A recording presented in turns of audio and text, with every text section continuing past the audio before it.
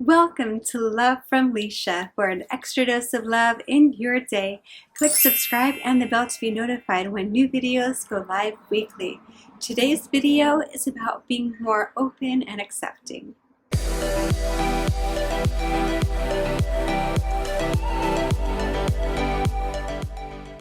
In our busy lives, it is really easy to make quick judgments about others, about ourselves, and about situations. What that does is it cuts people down, it discriminates, it condemns, there is criticism, there's rejection, it causes so much damage. And sometimes we don't see the damage, but it can be incremental over time, little bits that we do to ourselves, that we do to loved ones, that we do to strangers.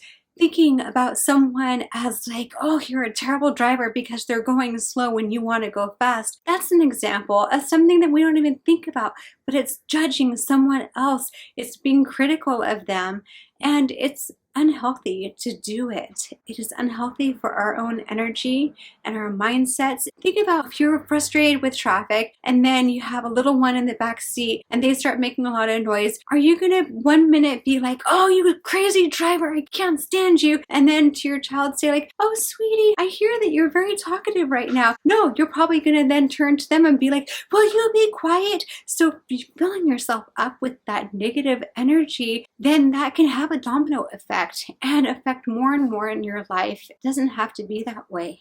And so this video is an ask of you to consider the next time that you're feeling that energy rising up in you, or you feel yourself about to think critically or negatively, judgmentally about a situation, about someone else, about yourself. Pause. Pause and think, is this necessary?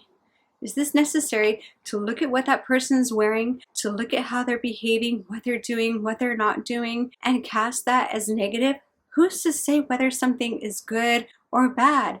Maybe that person who's driving slow was in a terrible accident the day before and is feeling nervous and extra cautious on the road. In that case, you can look at empathy and look at someone else is having an experience and they are demonstrating that in their behavior and what they're doing. And there's more to the story than we know. There is something else going on. Pause to hold back that tendency to judge and instead take a breath and think there's more to this than I know. Or connect with that empathy to say, you know what, there's more to the story than what meets the eye. Or to just say, okay, that's the way that is. We don't need to tolerate others because maybe that's going too far. And tolerating, that's almost like saying, okay, I'm going to deal with it, but you're putting up with it. That has a negative connotation. It doesn't have to be any of that. It's purely being unbiased and saying this situation is neither good nor bad. Who knows? I'm not one to make that decision, to make that call. Instead, come from empathy. And then if there's something that you can do, look at it as an opportunity. My son the other day was acting out and he wasn't being kind with his sister. My son is a very loving, wonderful person. I love him very much. We all have our moments.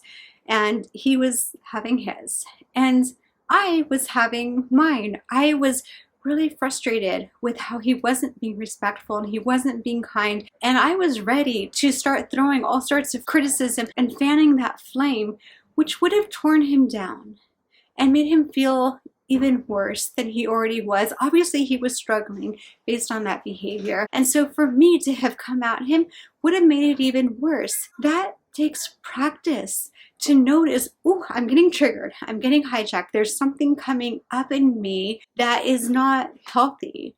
No good can come when we're all worked up and feeling like ready for a fight.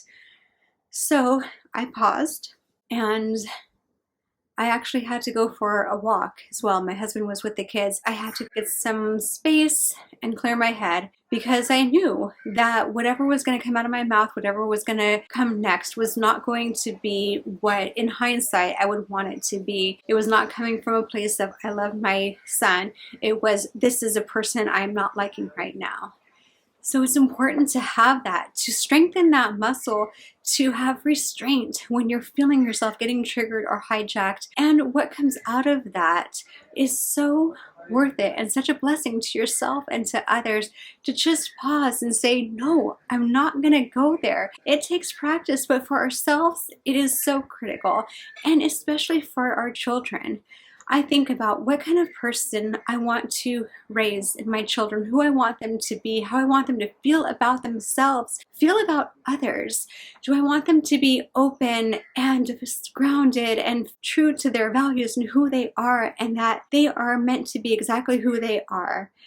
It's up to me in my actions, how I speak to them, how I speak about others, how I speak to others, to set that example, to set that in motion, in the trajectory that I want it to be in. So with that, I'm very intentional and mindful in the way that I treat them, the way that I treat others, the way that I treat myself. With my son, when I came back home and I felt calmer and ready, I gently and lovingly spoke with him about what had happened. I told him, I might not like the things that you say or do at times. That doesn't mean that I will ever stop loving you.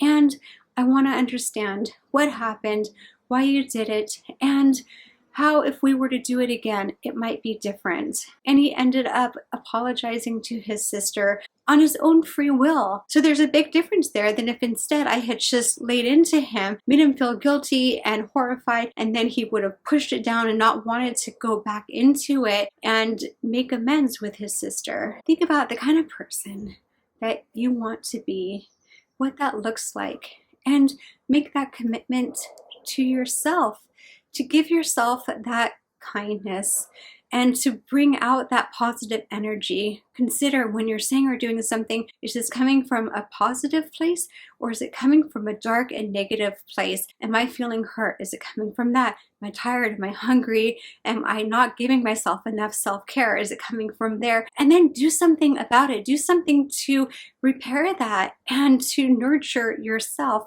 so that you can quiet that judge more easily. Yes, it's not easy. And yes, it is so important and worthwhile. So please consider all that I've said.